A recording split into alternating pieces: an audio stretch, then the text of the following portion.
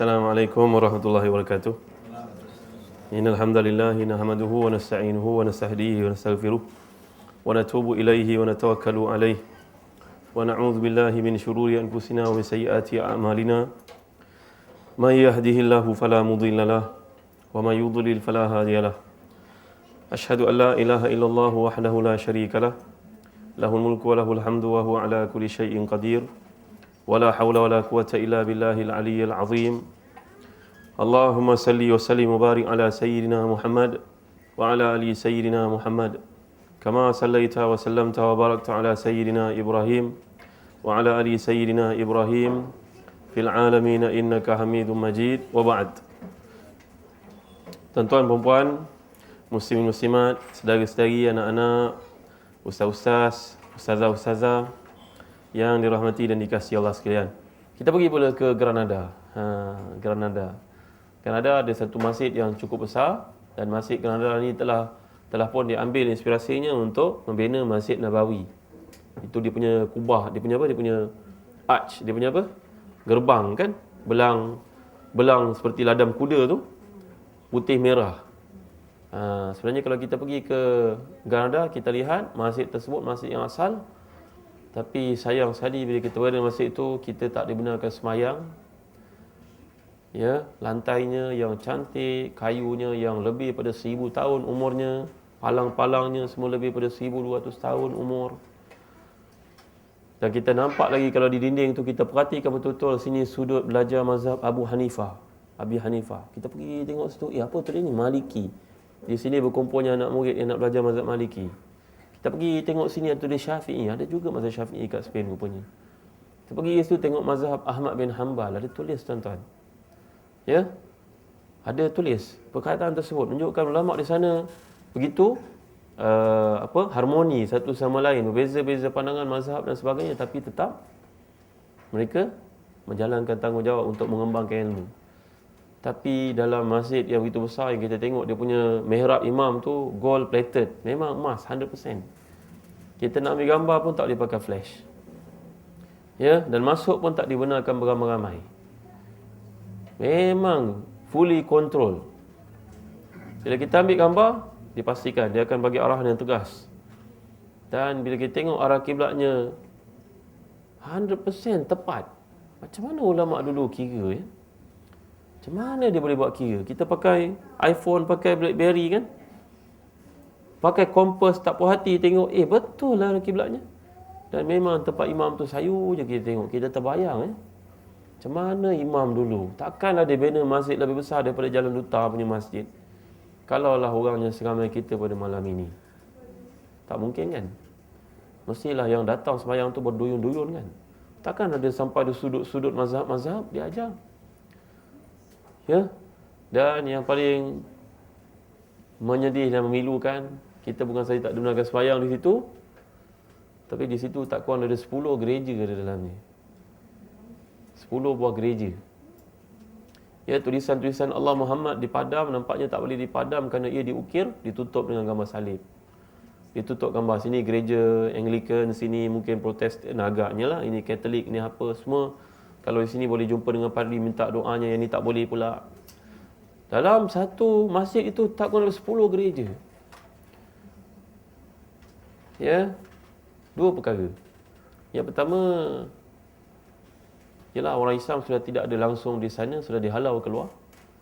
Tapi yang kedua, agaknya sengaja mereka nak tunjukkan bagi orang Islam yang datang, inilah negara kamu dulu. Kami dah took over. Kamu no longer boleh berada kat sini, nak semayang pun tak boleh. Dan tuan-tuan, di Spain berbeza dengan Jerman yang saya pergi selepas itu. Di Jerman lebih senang cari tempat semayang, lebih senang cari tempat makan orang Islam. Tapi di Spain, subhanallah, punyalah susahnya. Kita biasa semayang tepi jalan saja, takut waktu habis. Kerana kita ada satu tempat daripada Barcelona pergi ke Sevilla, perjalanan lebih kurang 8 jam naik bullet train. Dari Sevilla pula pergi ke Malaga, naik kereta lebih kurang 3 jam. 3 jam sesat 5 jam. Pergi pula ke Cordova, lagi berapa jam? 3 jam naik teksi. Cordova pergi ke Granada, lagi berapa jam? Kemudian Granada pergi ke Madrid lebih kurang dalam 5 jam, 4 jam lebih kurang by train, bullet train lagi. Jauh-jauh tempatnya, jadi kita jamak kasar lah. Sentiasa jamak kasar masa sebelah hari. Tapi nak semayangnya, ya Allah, punya susahnya. Susah sangat. Kita sampai kat Madrid nak semayang Jumaat, satu masjid kecil daripada dewan kuliah kita ni. Dan semayang Jumaat, imamnya baca khutbah hanya 5 minit saja. Kerana meraihkan jemaah yang kat luar, sekarang dah start sejuk. Mereka tunggu kat luar kerana jemaah kedua akan masuk. Jadi habis semayang Jumaat pertama, kita leka-leka keluar. Tak ada semayang sunat dah. Keluar cepat-cepat. Jemaah kedua masuk. Dan dekat dengan kawasan tu ada beberapa spot masjid lah. Masjid Bangladesh ada, masjid Pakistan ada, masjid Maghribi ada. Tapi semuanya dalam ruang yang sangat terbatas seperti itu. Ya, kemudian pergi cari masjid namanya Masjid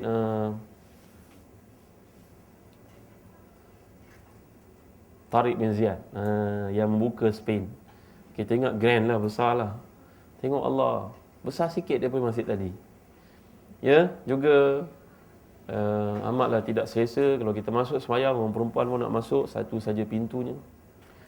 Ya Allah, bila kita rasa insaf sangat, Allah hebatnya. Ya, satu masa 800 tahun Islam tertegak dengan masjid-masjid yang besar, kita kini tak dibenarkan semayang langsung. Makan Islamnya pun payah. Nak semayang pun susah, apalah hikmah di sebaliknya, ya Allah. Ya. Kenapalah mereka gagal pertahankan negara yang subur dan hebat ini. Mereka punya buah tin, ya Allah, lebih besar daripada buah tin negara Syam, Syria, Jordan. Dia punya buah olive, buah apa? Buah zaitun, besar. Kecil sikit daripada buah apple. Suburnya negara tersebut. Kalau kita naik bullet train, kita tengok kawasan penanaman olive, kita tengok kawasan penanaman kentang, kita tengok kawasan penanaman. Ya Allah, cantiknya, hebatnya. Macam manalah Islam bertapak satu masa dahulu kat sana. Tapi semuanya tinggal dalam sejarah. Sebenarnya tuan-tuan yang dimuliakan sekalian, kelemahan umat Islam yang berlaku kat situ adalah kerana beberapa faktor. Tapi yang paling penting sekali, kerana mereka mula diserang penyakit yang namanya hubbud dunia wa karahiyatul maut. Mereka cintakan dunia dan benci kepada mati. Mereka tidak lagi mempertahankan prinsip datuk nenek moyang mereka yang masuk ke situ dalam keadaan mulia. Kini mereka duduk di istana-istana yang besar yang ditinggalkan itu, penuh dengan gundik-gundiknya. Ya, dan bergaduh. Satu dipanggil Daulatul Taifah. Negara-negara yang kecil yang ditadbir oleh masing-masing mendakwa dialah khalifah. Dan kini Spain dibahagikan kepada berbelas-belas negara. Spain itu jadi berbelas-belas, asalnya satu jadi berbelas-belas kerana masing-masing tidak mahu tunduk kepada yang lain, masing-masing sombong. Dan bila Ferdinand datang menyerang satu, yang seorang mengatakan, tak apalah, jangan serang saya dulu, serang adik saya dulu. Serang saudara saya dulu, serang sepupu saya dulu. Dia tak sedar kedudukannya macamlah ayam daging. Ayam daging kan, bila disembelih seekor, yang lain tengok je, tak apa, engkau mati lah, aku tak mati lagi. Dia tak sedar, lepas tu dia pun disembelih juga. Ya, dan Ferdinand membuat satu serangan yang sangat tersusun dengan Isabel. Kita orang Melayu nyanyi pula Isabella. Ferdinand dengan Isabel kan, dengan Raja Aragon, mereka bertiga. Dan kemudian dengan bantuan daripada Perancis, menghantar bantuan tentera lagi, menyembelih umat Islam beramai-ramai. Yang mana enggan makan babi dihalau ke bukit dan akhirnya dibunuh juga di bukit-bukit di Spain itu. Mana-mana yang selamat, mereka lagilah jadi pelarianlah di Maghribi. Setengahnya dia perdagangkan sebagai hamba kerana zaman tersebut ada lagi perhambaan. Ya, dan pupuslah sejarah Spain. Bila kami semayang di zoo tu, adalah jumpa dengan seorang yang macam orang Arab. Akhirnya dia bercakap, kamu semayang ni macam datuk saya lah. Datuk saya, biasanya orang-orang Spain yang lama-lama mereka bina rumah, di bawah rumah ada basement. Jadi kan datuk tu takut dijedahkan inti dia sebagai Muslim. Jadi bila waktu malam anak-anak dah tidur, cucu dah tidur, dia turun ke bawah, dia akan semayang cover balik sebelum subuh ke Isyak. Itu satu masa dulu, tapi sekarang mungkin tidak lagi lah. Ya, dan bila yalah, dalam train ni panjang tuan-tuan. Saya lihat anak-anak ni bising main. Saya kata dia main baca Quran nak. Cuba baca juz amma. Lama ni 8 jam dalam train. Cuba baca Quran. Anak-anak saya 4 orang, 3 orang, tuan bukan saja cerita sajalah tuan-tuan. Dia baca Quran. Orang Spain tengok je. Ya, dan akhirnya dia bercakap pada anak murid kami yang merupakan belajar kat Spain PhD. Dia kata, apa yang budak-budak ni baca macam datuk saya baca kat rumah. Ya tuan-tuan, jadi sebenarnya saki-baki Islam tu masih ada. Ya, cuma ada satu saja ataupun 2, 3 tak sampai 10 masjid yang kini perlahan dibangunkan oleh Islam, dan Saudi menawarkan untuk bantuan bangunkan masjid di Madrid, tapi tak dibenarkan lebih daripada besar kawasan sekian-sekian. Yang ada saya jumpa dekat Granada di atas bukit Albaizin. Tadi tuan-tuan nampak satu pemandangan yang amat indah, Alhambra tadi kan. Nanti saya tayang balik semula Alhambra daripada Albaizin. Albaizin tu satu gunung yang lain. Kita naik, kita nampak Alhambra daripada sebelah sana, jauh jarak itu. Di situ dibangunkan satu masjid, tapi di atasnya ada gereja. Bila kita nak sembahyang, bunyi ting tong masjid. Diganggu oleh bunyi gereja. Ya, dan tuan-tuan dan boleh kasihan. Saya jumpa seorang Spain, saya tak kerti cakap Spain. Saya cakap English dengan dia pun tak faham English. Rupa-rupanya dia Spanish, namanya Abdul Rahman. Dia telah masuk Islam 37 tahun yang lalu. Ya, dan kini perlahan-lahan dia mengislamkan keluarga terdekatnya, kawan-kawannya. Ya, dan kemudian kami pergi ke Madrid, jumpa lagi dengan seorang Belanda Muslim. Namanya Imran. Ya, namanya Imran. Jadi kita tengok amalan-amalan Islam mereka, bila ajak makan, dia kata, "Ustaz, di sini boleh makan, tapi saya was-was lah. Kerana orang Pakistan Islam ini dia jual arak. Jadi saya takut dia tak amanah lah pada jualannya. Saya takut mungkin sembelihan tak bersih dan sebagainya. Mari kita pergi, tapi jauh sikit lah." Saya tengok benih-benih keimanan pada orang yang masuk Islam ni tuan-tuan lebih tegar daripada iman kebanyakan orang kita tuan-tuan. Anak-anaknya baca Quran lancar daripada kita. Allah, saya rasa macam mana ya? Itu sebab Nabi yang salah sebut, siapakah yang paling kuat iman? Para sahabat jawab, para malaikat. Nabi menjawab, kaifa la yu'minun wa hum 'inda rabbihim, bagaimana tidak beriman mereka duduk di sisi Allah SWT. Kalau begitu para anbiya. Kaifa la yu'minun wal wahyu yunzalu alaihim, bagaimana tak beriman mereka dapat wahyu setiap hari. Oh, kalau begitu kamilah, kata para sahabat. Kamilah yang paling hebat iman. Nabi jawab, bagaimana tidak hebat iman kamu? Aku berada bersama kamu. Yang hebat iman lawan datang selepas aku, dia tak pernah jumpa aku. Tapi amalan Islamnya lebih baik daripada kebanyakan orang. Usaha dia untuk memahami Islam itu lah, boleh tak pernah lihat aku. Tuan-tuan, bila saya tengok orang-orang Islam yang ada di sana, saya tengok dengan kagum lah tuan-tuan. Saya jumpa orang Jerman yang memang tak kerti cakap English, cakap Jerman sajalah. Engineer. Ha? Jawa, cakap Jawa. Jerman. Tinggi orangnya. Abdul Malik namanya. Abdul Malik apa belakang. Dia, ya Allah, saya kagum lah tuan-tuan. Tengok amalan Islamnya. Sesuai dia baca Quran, boleh azan. Engineer tu.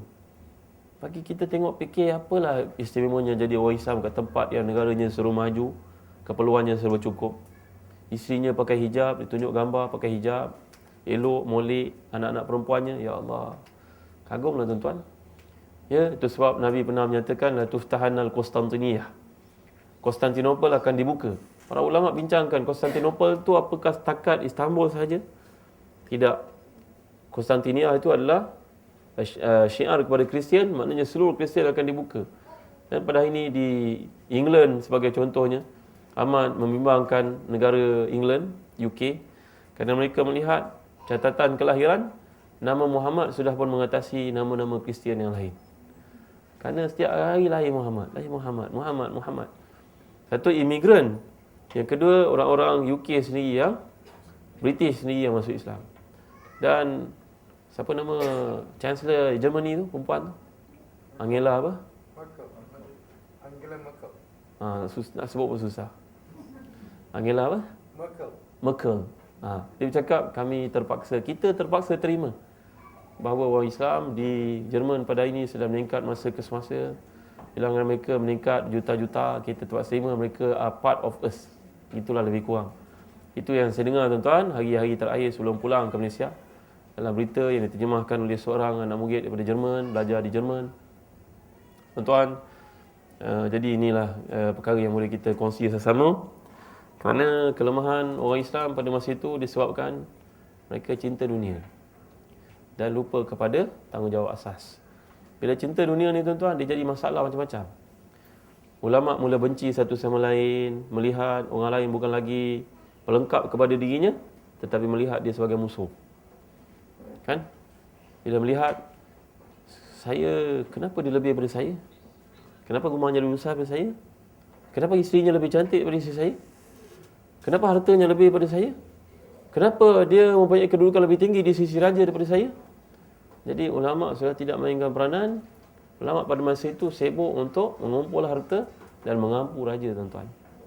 Menjadi kipas angin KDK, Panasonic, Samsung dan sebagainya. Dan tidak lagi menegur orang seperti Idrisi, tidak ada lagi. Maka tuan-tuan, Andalus menjadi lemah. Lemah dan terus lemah dan akhirnya berlakulah ethnic cleansing yang amat dahsyat. Maka orang Islam pun keluarlah daripada Andalus dan Spain dalam keadaan hina, tuan-tuan. Yang tinggal hanyalah sejarah yang sangat memilukan. Menara-menara masjid yang tuan-tuan nak tengok, tuan-tuan pergi ke Maghribi kan. Maghribi itu kebanyakannya lawan Spain lah. Andalus asal lah. Menara dia bentuk square, 4 segi kan. Cantik ukiran dia. Tapi Kristian datang, dia tambah lah satu tingkat lagi, dia tak loceng kat situ. Kalau kita pergi kat Sevilla, masjidnya Allah punya besarnya masjid dia. Memang rata-rata masjid yang kita pergi jadi museum dan juga gereja lebih besar dari masjid yang Lutar, tuan-tuan. Lebih besar. Takkanlah dia bina masjid besar macam tu untuk orang yang sedikit kan? Ya, bayangkan, cuba kita fikirkan. Ahli jemaah kami, seorang daripadanya kerana rasa pilu yang amat sangat, nak tidur tergasa. Seolah macam tengah tidur tiba-tiba ada rasa orang Kristian datang serang. Bayangkan tuan-tuan, rumah dibakar waktu kita tengah tidur. Orang perempuan dianiaya, anak-anak dibunuh, perempuan-perempuan yang sedang mengandung dicongkil keluar babynya. Boleh terbayang ke? Tak boleh tidur malam, tuan-tuan. Terbayang suasana seperti itu Ya, bayangkan orang tua dipenggal, dibunuh dengan zalimah. Itulah sejarah tidak akan dapat dipadam, tuan-tuan. Itulah yang berlaku kepada orang Islam. Dibakar rumahnya dan sedar-sedar hangus satu keluarga mati. Beramai-ramai, kampung dibakar habis-habisan, tuan-tuan. Dan tanah-tanah mereka dirampas dan masjid-masjid mereka ditukar sewenang-wenangnya untuk menjadi gereja dan juga tempat menyimpan kuda dan gudang dan sebagainya. Ya, tuan-tuan, dimulakan amat mengerikan pengalaman tersebut bila kita baca dalam sejarah. Tapi bila kita pergi ke sana, tuan-tuan, seorang kawan yang lain pula sampai saja dekat Cordova. Oh, Tok Rizal kan, Ana sedih lah. Ana sembahyang pun tak khusyuk, mata pun tak nak jaga, dan rasa pilu pun amat sangat. Ana batal lah perjalanan. Ana baliklah ke Malaysia. Dia pergi 3 tempat je, tuan-tuan. Dah, Ana tak nak tengok lah. Kerana pergi itu makin hati kita ditikam-tikam, tuan-tuan. Rasa pilu sangat. Masjid tak berfungsi. Islam tidak ada lagi. Makanan halal susah. Apa perasaan, tuan-tuan? Itu sebab saya gambarkan tadi di awal, kalau tuan-tuan nak peluang nak pergi, pergilah Granada dan Cordova, cukuplah. Tak pergi yang lain. Yang itu kita rasa sakit hati tau, sempit dada. Sedih yang tak boleh nak dikontrol. Rasa bila kita terpandang orang seorang, kita rasa nangis, tuan-tuan, sedih. Ulama-ulama kita habis, kubur tak ada satu pun yang tinggal.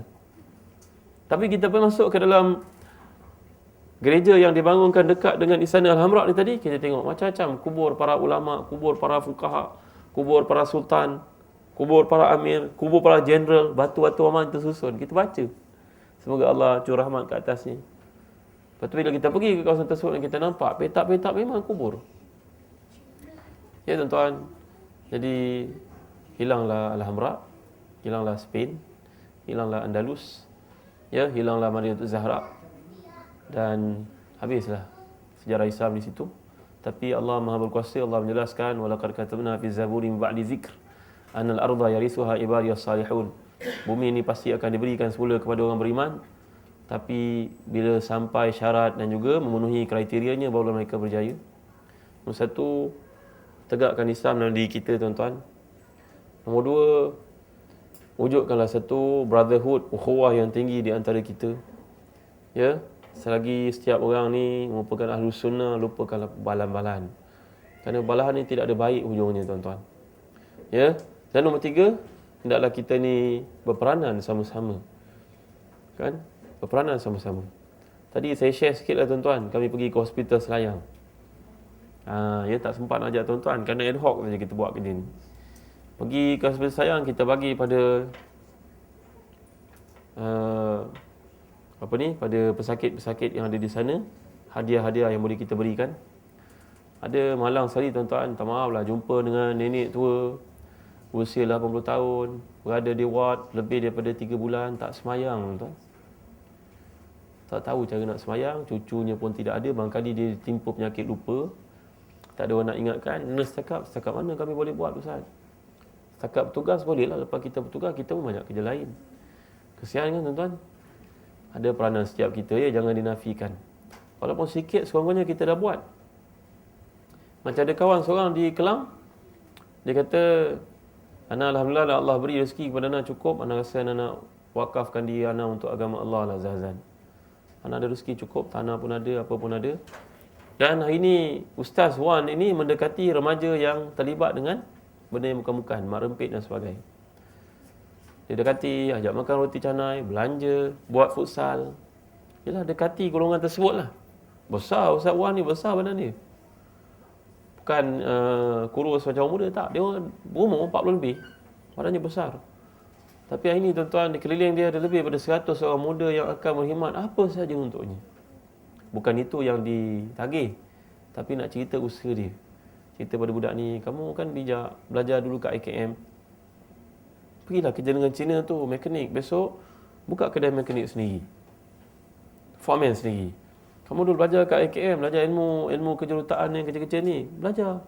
Dekat kedai repair barang-barang elektrik ni, besok buka kedai sendiri.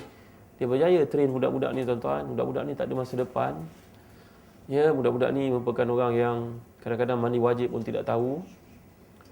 Kalau datang bulan Ramadan seperti yang lalu, Masjid Darul Muttaqin Kelang, Sungai Udang, tak perlu kepada petugas-petugas untuk membasuh pinggan mangkuk dan dulang. Inilah budak-budak yang akan mengerjakan, membersihkan masjid. Tuan-tuan, kita ada peranan lah tuan-tuan. Jangan dinafikan. Ya, mudah-mudahan kita tidaklah membaca sejarah Andalus, melihat setakat satu kajian sejarah dan tidak akan kena pada kita, maknanya kita tersilap kalau kita fikir macam tu. Ya, itulah yang boleh saya sampaikan untuk malam ini. Segala yang baik semuanya daripada Allah SWT, kekurangan milik manusia. Ya, hindarilah perbezaan-perbezaan pandangan yang membawa kepada kebencian, permusuhan. Ya, zaman sekarang zaman fitnah, zaman sebutir device yang kita hantar pada message padanya 100,000 orang boleh baca.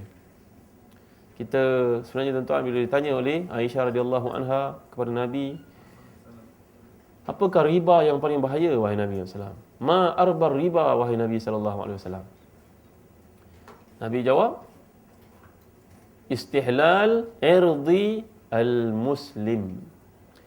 Ya, menghalalkan maruah seseorang Islam itu adalah riba yang paling bahaya sekali. Riba ni ada 70 pintu tuan-tuan ya. Yang paling ringan macam berzina seorang dengan ibunya.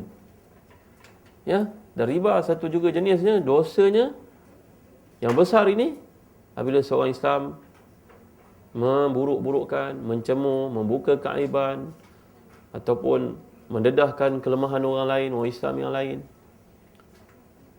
Ya, bila Nabi dah nampak benda yang akan datang, tu Nabi cerita pada 1400 tahun yang lalu. Tuan-tuan nampak tak? Nabi cerita 1400 tahun yang lalu tentang apa yang berlaku pada hari ini tuan-tuan. Nabi cerita. Nabi dah nampak. Hari ini kita pakai Facebook, tulis satu fitnah kepada seseorang, 100,000 orang baca. Betul kan?